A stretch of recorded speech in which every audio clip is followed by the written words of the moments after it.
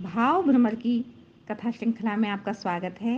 प्रस्तुत है प्रेमचंद जी की लिखी कहानी बूढ़ी काकी। बुढ़ापा बहुधा बचपन का पुनरागमन हुआ करता है। बूढ़ी काकी में जीवा स्वाद के सिवा और कोई चेष्टा शेष न थी और न अपने कष्टों की ओर आकर्षित करने का रोने के अतिरिक्त कोई दूसरा सहारा ही। उनके पतिदेव को स्वर्ग सिधारे कालांतर हो चुका था। बेटे तरुण हो होकर चल बसे थे। अब एक भतीजे के सिवा कोई और न था। उसी भतीजे के नाम उन्होंने अपनी सारी संपत्ति लिख दी। भतीजे ने सारी संपत्ति लिखाते समय खूब लंबे चौड़े वादे किए, किंतु वे सब झूठे साबित हुए। यद्यपि उस संपत्ति की वार्षिक आय 150-200 रुपये से कम न थी, तथापि बूढ़ी काकी को पेट भर भोजन भी कठिनाई से मिलता था।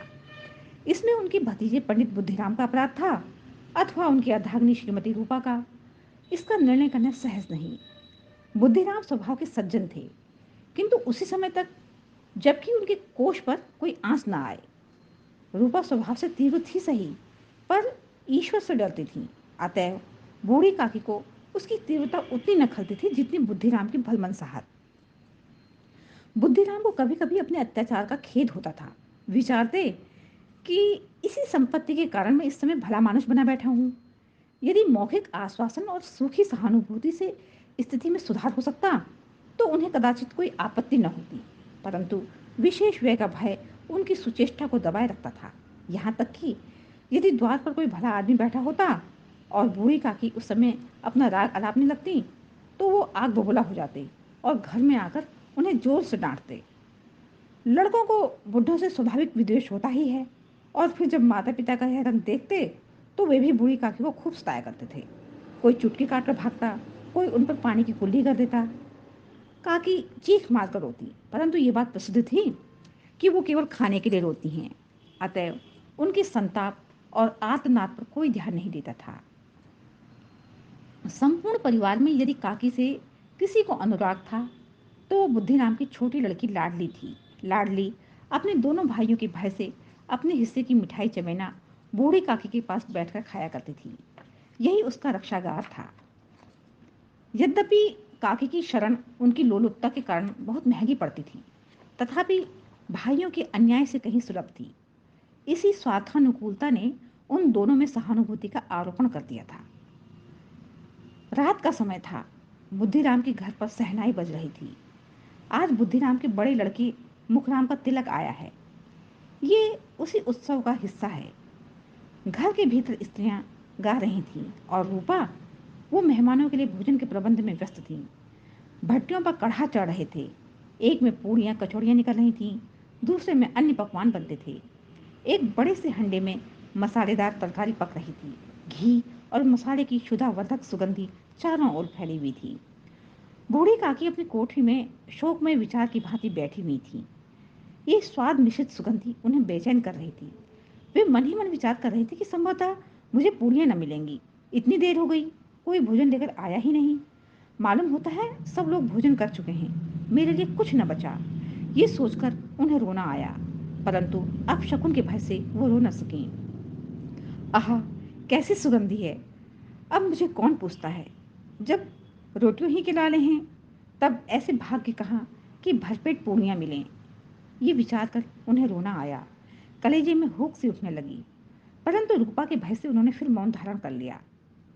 बूढ़ी काकी देर तक इन्हीं दुखदायक विचारों में डूबी रही। घी और मसाले की सुगंधी रह रहकर मन को आपे से बाहर किए देती थी। मुंह में पानी भर भर आता था। पूड़ियों का स्मरण करके हृदय में गुदगुदी होने लगती। किसे पुकारूं? आज लाडली बेटी भी नहीं आई। दोनों छोकरे सदा दिक किया करते हैं, आज उनका भी कहीं पता नहीं। कुछ मालूम तो होता कि क्या बन रहा है। बूढ़ी काकी की कल्पना में पूड़ियों की तस्वीर नाचने लगी।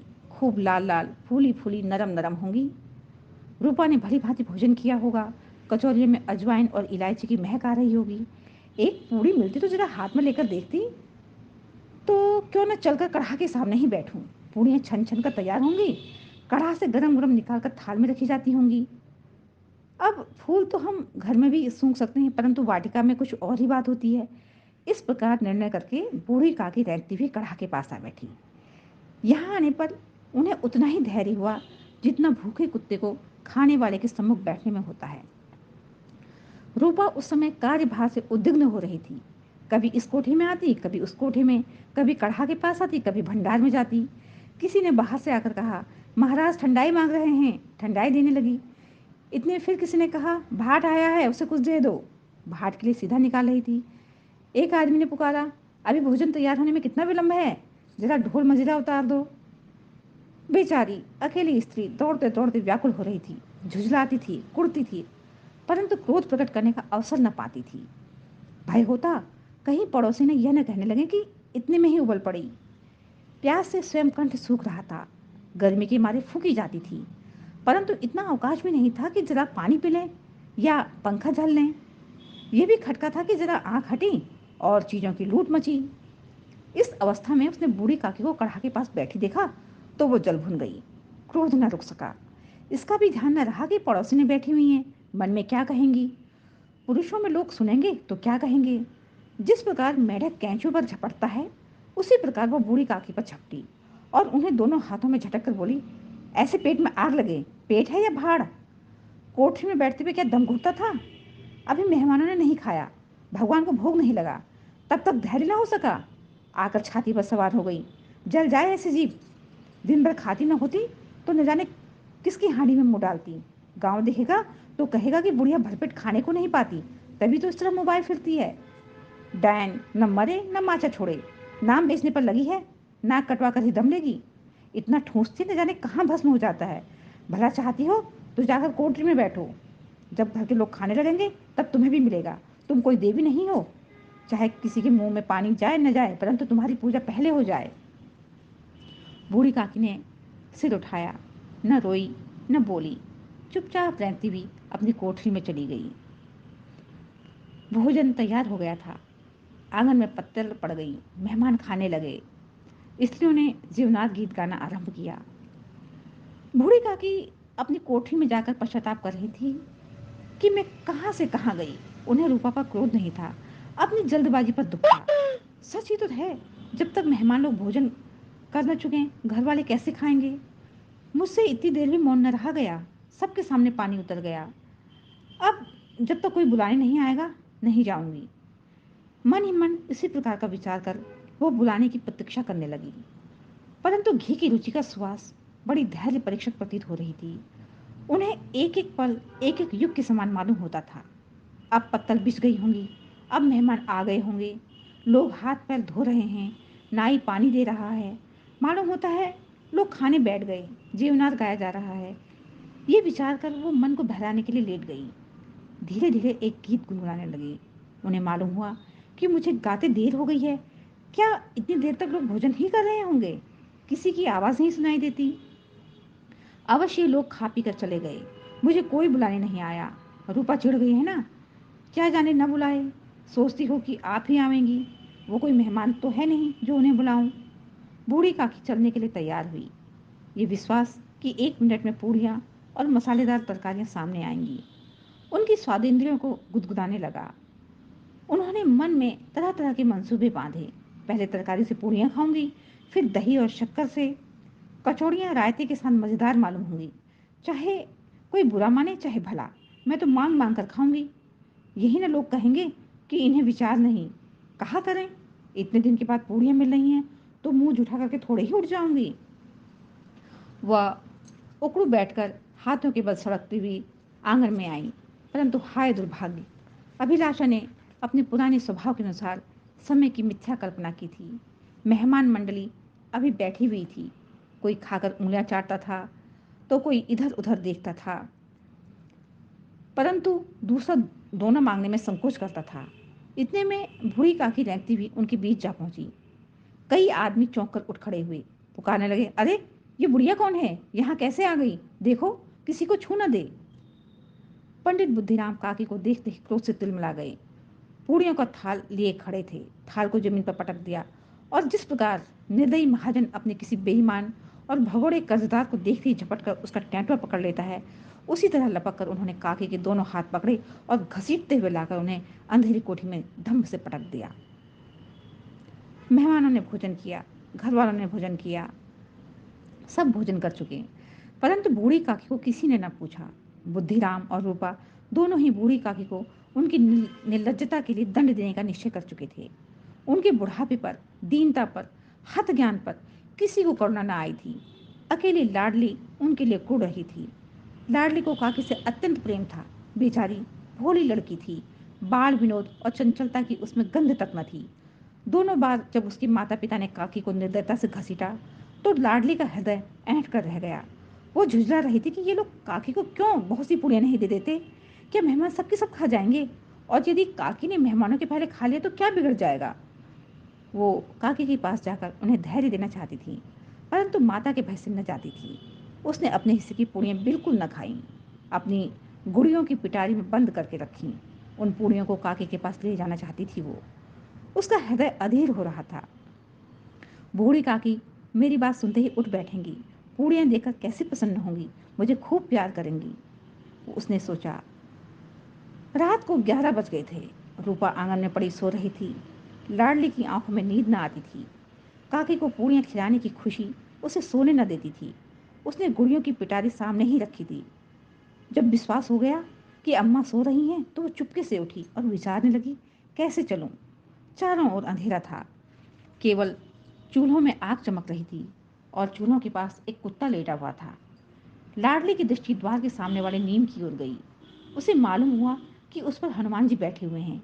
उनकी पूंछ, उनकी गदा सब स्पष्ट दिखलाई दे रही थी।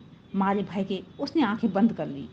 इतने में कुत्ता उठा और तब लाडली को कुछ ढांढस हुआ। कई सोए हुए मनुष्यों के बदले एक भागता हुआ कुत्ता उसके लिए अधिक धैर्य का कारण हुआ। उसने पिटारी उठाई और बूढ़ी काकी की कोठरी की ओर चल दी। बूढ़ी काकी को केवल इतना स्मरण था कि किसी ने मेरे हाथ पकड़कर घसीटे। फिर ऐसा मालूम हुआ कि जैसे कोई पहाड़ पर उड़ाए ले जाता है। उनके पैर बार बार पत्थरों से टकराए। तब किसी ने उन्हें पहाड़ पर से पटका। वे मूर्छित हो गई थी। जब वे सचेत हुई तो किसी की जरा भी आहट न मिलती थी। समझी कि सब लोग खा पीकर सो गए और उनके साथ मेरी तकदीर भी सो गई। रात कैसे कटेगी? हे राम, क्या खाऊं? पेट में अग्नि धधक रही है। हाँ, किसी ने मेरी सुध न ली। क्या मेरा पेट क्या मेरा पेट काटने से धन जुड़ जाएगा? इन लोगों को इतनी भी दया नहीं आती कि न जाने बुढ़िया कब मर जाए, उसका जी क्यों दुखाएं। मैं पेट की रोटियां ही तो खाती हूँ, या कुछ और। इस पर यह हाल। मैं अंधी अपाहिज ठहरी, न कुछ सुनूं न कुछ बूझूं। यदि आंगन में चली गई तो क्या बुद्धिराम से इतना कहते न बनता था कि काकी, अभी लोग खा रहे हैं, फिर आना। मुझे घसीटा, पटका। उन्हीं पूड़ियों के लिए रूपा ने सबके सामने गालियां दी। उन्हीं पूड़ियों के लिए इतनी दुर्गति करने पर भी उनका पत्थर का कलेजा न पसीजा। सबको खिलाया, मेरी बात तक न पूछी। जब तक दी नहीं तो अब क्या देंगे? ये विचार कर काकी निराशामय संतोष के साथ लेट गई। ग्लानि से गला भर आता था, परंतु मेहमानों के भय से रोती न थी। सहसा उनके कानों में आवाज आई, काकी उठो, मैं पूड़ियाँ लाई हूँ। काकी ने लाडली की बोली पहचानी। चटपट उठ बैठी। दोनों हाथों से लाडली को टटोला और उसे गोद में बिठा लिया। लाडली ने पूड़ियाँ निकाल कर दी। काकी ने पूछा, क्या तुम्हारी अम्मा ने दी हैं? लाडली ने कहा, नहीं, ये मेरे हिस्से की हैं। काकी पूड़ियों पर टूट पड़ी। 5 मिनट में पिटारी खाली हो गई। लाडली ने पूछा, काकी पेट भर गया? जैसे थोड़ी सी वर्षा ठंडक के स्थान पर और गर्मी पैदा कर देती है, उसी भांति इन थोड़ी पूड़ियों ने काकी की क्षुधा को और इच्छा को और उत्तेजित कर दिया था। बोली, नहीं बेटी, जाकर अम्मा से और मांग लाओ। लाडली ने कहा, अम्मा सोती हैं, जगाऊंगी तो मारेंगी। काकी ने पिटारी को फिर टटोला। उसमें कुछ खुरचन गिरे थे। उन्हें निकालकर वे खा गई। बार बार ओठ चाटती थी, चटकारे भरती थी। हृदय महसूस रहा था कि और पूड़ियाँ कैसे पाऊं। संतोष सेतु जब टूट जाता है तब इच्छा का बहाव अपरिमित हो जाता है। काकी का अधीर मन इच्छा प्रबल प्रवाह में बह गया। उचित और अनुचित का विचार जाता रहा। वे कुछ देर तक उस इच्छा को रोकती रहीं। सहसा लाडली से बोली, मेरा हाथ पकड़कर वहां ले चलो जहां मेहमानों ने बैठकर भोजन किया है। लाडली उनका अभिप्राय न समझ सकी। उसने काकी का हाथ पकड़ा और ले जाकर जूठे पत्तलों के पास बिठा दिया। दीन, क्षुधातुर, हत ज्ञान बुढ़िया पत्तलों से पूड़ियों के टुकड़े चुन चुन कर भक्षण करने लगी। ओह, दही कितना स्वादिष्ट था, कचौरियाँ कितनी सलोनी, खस्ता कितने सुकोमल। काकी बुद्धिहीन होते हुए भी इतना जानती थी कि मैं वो काम कर रही हूँ जो कदापि नहीं करना चाहिए। मैं दूसरों की जूठी पत्तल चाट रही हूँ। परंतु बुढ़ापा तृष्णा रोग का अंतिम समय है, जब संपूर्ण इच्छाएं एक ही केंद्र पर आ लगती हैं। बूढ़ी काकी में यह केंद्र उनकी स्वादेंद्रिय था। ठीक उसी समय रूपा की आंखें खुली। उसे मालूम हुआ कि लाडली मेरे पास नहीं है।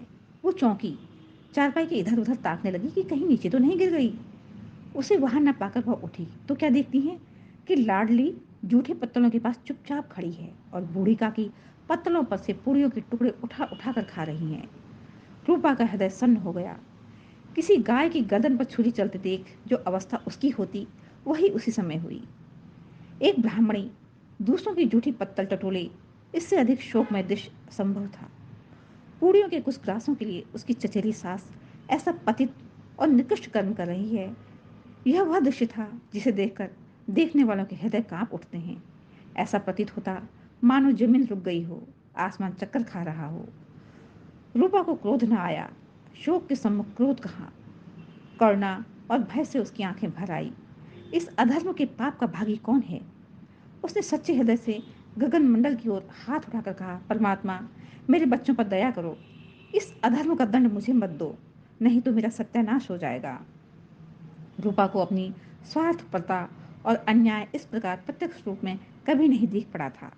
वो सोचने लगी, हाय कितनी निर्दयी हूं मैं, जिसकी संपत्ति से मुझे 200 रुपया वार्षिक आय हो रही है, उसकी ये दुर्गति और मेरे कारण।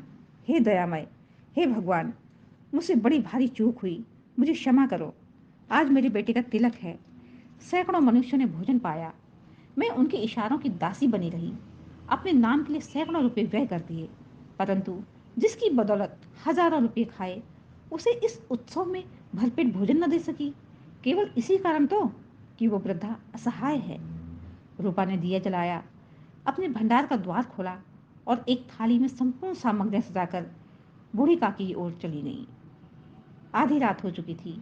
आकाश पर तारों के थाल सजे हुए थे और उन पर बैठे हुए देवगण स्वर्गीय पदार्थ सजा रहे थे, परंतु उनमें किसी को वह परमानंद प्राप्त न हो सकता था जो बूढ़ी काकी को अपने थाल देखकर प्राप्त हुआ। रूपा ने कंठावरुद्ध स्वर में कहा, काकी उठो, भोजन कर लो। मुझसे आज बड़ी भूल हुई, उसका बुरा न मानना। परमात्मा से प्रार्थना कर दो कि वह मेरा अपराध क्षमा कर दें। भोले भाले बच्चों की भांति जो मिठाइयाँ पाकर मार और तिरस्कार सब भूल जाते हैं, बूढ़ी काकी वैसे ही सब कुछ भुलाकर बैठी हुई खाना खा रही थी। उनके एक एक रोए से सच्ची सदिच्छाएं निकल रही थी और रूपा बैठी इस स्वर्गीय दृश्य का आनंद लेने में निमग्न थी। धन्यवाद।